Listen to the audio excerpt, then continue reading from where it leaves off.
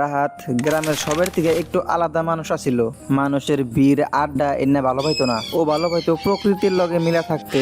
পাখির ডাক আর পুকুরের ঢেউ আছিল তার সব থেকে কাছের বন্ধু। প্রত্যেক দিন বাড়িবেলায় পুকুর পারে পুরান একটা খাজুর গাছের নিচে বসে থাকতো রাহাত। তার জীবনে বিশেষ কেউ আসল না, তাই রাহাত তার একলা জীবনের সময় খাজুর গাছের তলে কাটাইতো। কিন্তু রাহাত জানতো না তার জীবনটা এত জলদি চেঞ্জ হয়ে যাবো বলে। আর এই পরিবর্তনের শুরু হইব এই খাজুর গাছের নিচে থেকেই। সেদিনকাও অন্য দিনকার মতোই শান্ত বাড়িবেলা আছিল। সেদিন শহর থেকে ঘুরবার আইসাল একটা মেয়া, নাম তার মাহি। পেহির বাড়িতে কয়দিন থাকার জন্য আইসাল মাহি। গ্রামের সবকিছুই মাহির ঠান নতুন আছিল।